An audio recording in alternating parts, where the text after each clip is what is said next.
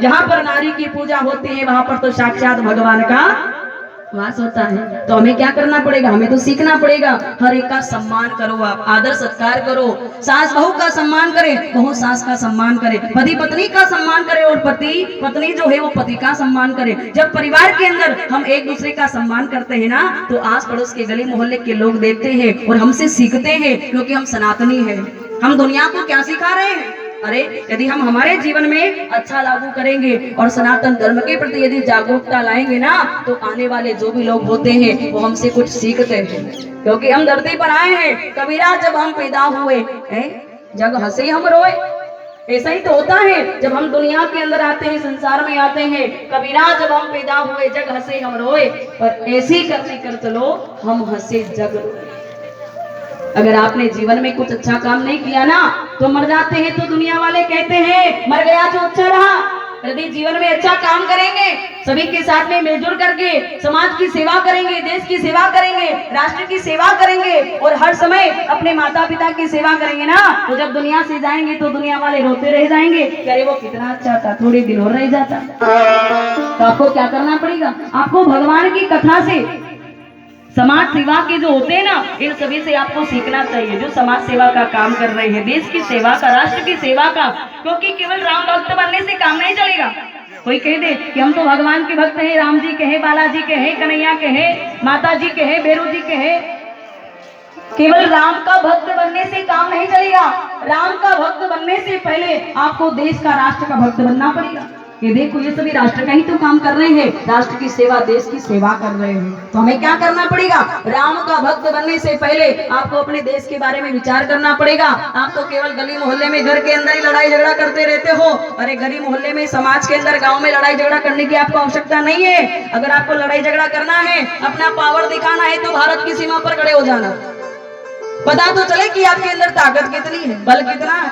घर परिवार के लोगों में ही उलझे हुए हैं। सास बहू से लड़ती है, बहू सास से लड़ती है, पति पत्नी से, भाई भाई आपस में बनती नहीं है। देखो आप, जब परिवार में नहीं बनती ना, तो फिर समाज में कभी नहीं बनती है, गांव में कभी नहीं बनती है। अगर हम चाहते हैं कि हमारे गली मोहल्ले में, गांव में अच्छा वातावरण हो, तो इसके लिए क्या करना पड़ेगा, सबसे पहले आप परमात्मा से एक बेटा नहीं, 4-4 बेटे मांगो। कितने? 4-4।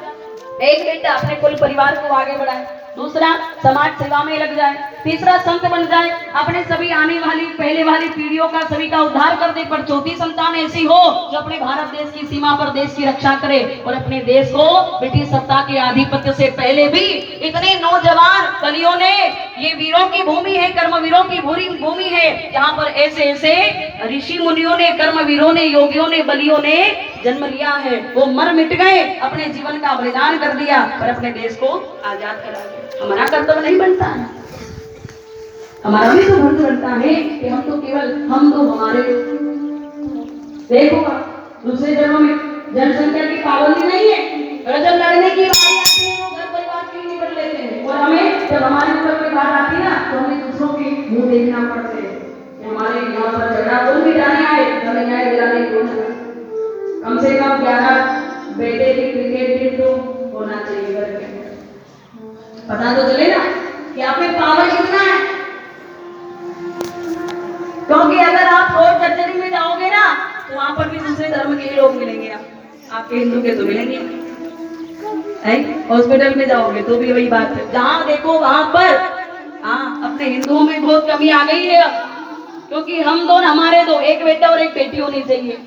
बेटी कन्यादान के लिए और बेटा परिवार को आगे बढ़ाने के लिए। अरे एक बेटा क्या क्या करेगा, वो आपकी सेवा करेगा, कि देश की सेवा करेगा, कि अपने पूर्वजों का उद्धार करेगा, कि क्या क्या करेगा।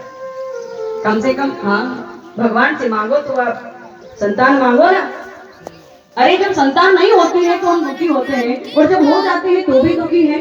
एक ही बेटे से आप लड़ाई झगड़ा करते रहते हो, ये कर वो कर। एक नहीं, भगत सिंह जैसा बेटा होना चाहिए, चंद्रशेखर आजाद के जैसा होना चाहिए, महाराणा प्रताप के जैसा होना चाहिए, पृथ्वीराज चौहान के जैसा होना चाहिए। और माँ हो तो वैसी हो, महाराणा प्रताप शिवाजी महाराज की माँ, उसको धन्य है कि जिन्होंने देखे ऐसे ही कर्मवीरों को जन्म दिया है। जननी जने तो वैसा जने के दाता के सूर, वरना रीजे बाजड़ी मती गमाजे नूर। ये पहले की कहावत। और अभी देखो आप कि जननी जने तो वैसा जने जैसे भूत बड़न। कि जननी जड़े तो ऐसा जड़े जैसे भूत बड़ंग, और राम नाम लेवे नहीं कूदे तड़ंग तड़ंग। राम नाम तो लेना दूर की बात है, पर देश के बारे में सोचते भी नहीं है कि अपने देश में हो क्या रहा है। हम तो केवल अरे अपने उन लोगों ने ये नहीं किया, वो नहीं किया, घर परिवार समाज में ये होना चाहिए, वो होना चाहिए। समाज से पहले देश के बारे में आपको जरा सोचना चाहिए। देश के बारे में सोचो आप। ये भगवान बार बार धरती पर क्यों आते हैं? अपने देश की भारत भूमि की रक्षा के लिए आते हैं। जननी जन्मभूमिश्च स्वर्गादपि गरीयसी। हाँ, वो अपनी मातृभूमि की रक्षा के लिए आते हैं। और अपने देश के अंदर ऐसे साधु संतों ने, योगियों ने, बलियों ने जन्म लिया है जो मर मिट गए और अपने देश को आजाद करा गए। अब वो दिन दूर नहीं है। अगर आप भी जागे नहीं, आपने अपने देश के प्रति अगर सोचा नहीं, अपने राष्ट्र के प्रति सोचा नहीं, तो फिर वो दिन दूर नहीं है कि पहले जैसी सत्ता वापस अपने भारत के अंदर आ जाएगी। हम तो बड़े भाग्यशाली हैं कि हम भारत देश के वासी हैं। हमारे भारतीय संस्कृति, ये जो सभ्यता है ना, ये अपने भारत देश के अंदर ही विद्यमान है। और इस भारत को भारत माँ के नाम से जाना जाता है। तभी तो भारत के अंदर भगवान आते हैं, अवतार लेकर आते हैं और अपने भारत भूमि की रक्षा करते हैं। ये जो भगत सिंह था ना, भगत सिंह का नाम तो सुना होगा आपने। भगत सिंह जब उसको फांसी लगने वाली थी तो विद्यावती ने कहा कि अरे बेटा, तुझे तो फांसी लगने वाली है, मेरे सपने थे। कौन से सपने? कि एक जब माँ का जो बेटा जवान हो जाता ना, तो उस माँ के सपने होते हैं कि बेटा दुल्हा बनेगा, मेरे लिए दुल्हन लेकर आएगा। पर बेटा मैं ये क्या देख रही हूँ, आज तो तूने मेरे सपनों को ही तोड़ दिया। एक जवान बेटा कहाँ दुल्हा बनता है, घोड़ी पर चढ़कर दुल्हन लेने जाता है, पर मेरा सपना टूट गया। अब मेरा सपना कौन पूरा करेगा? जब माँ को रोता हुआ देखा तो भगत सिंह कहने लगा कि माँ तू रो मत, रोना तुझे शोभा नहीं देता है। देख मैं तेरा बेटा हूँ, तेरा सपना क्या है कि मैं दुल्हा बनूं। माँ देख मैं तेरे लिए दुल्हन बनूंगा और तेरे लिए दुल्हन लेकर के आऊंगा, तू चिंता मत कर। आजादी की दुल्हन मेरी कफन की चुनरी ओढ़े, आजादी की दुल्हन मेरी कफन की चुनरी ओढ़े, और तेरे घर आएगी माँ रह गई। तू चिंता मत कर, मैं तेरे लिए दुल्हन लेकर के आऊंगा। मौत वरमाला होगी, फांसी वरमाला मौत गोड़ी होगी। मौत पर चढ़कर के उस पार जब मैं तेरे लिए दुल्हन लेने जाऊंगा तो माँ तू क्या करेगी? माँ से भगत सिंह कहता है माँ तू गली मोहल्ले में जाला और सभी लोगों से कह देना कि देश में बर्बादी है, लेने माँ को आजादी है। आओ बहनों गीत गाओ, आज मेरे भगत की शादी है। माँ रोती रोती विद्यावती जब गली मोहल्ले में गांव वासों को सभी को कहने लगी ना, तो सभी कहने लगे कि ये तो पागल हो गई, इसको तो सदमा लग गया, इसको तो पता ही नहीं है कि भगत सिंह को तो फांसी लगने वाली है, वो तो मर जाएगा। पर विचार करो, उस माँ को अपने बेटे की याद नहीं आई होगी, उस बेटे को अपने माँ बाप की याद नहीं आई होगी, अपने गांव की परिवार की किसी की याद नहीं आई होगी। पर धन्य है वो माँ जो अपने देश के लिए अपने बेटे की कुर्बानी दे दी।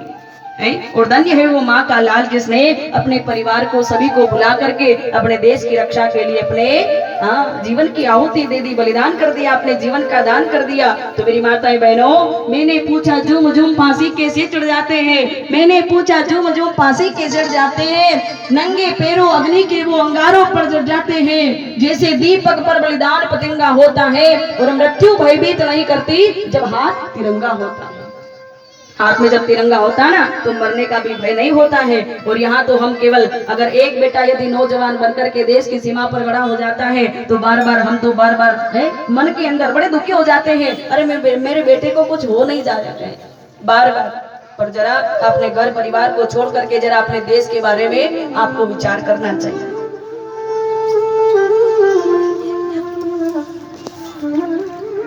शिवाजी जो थे ना,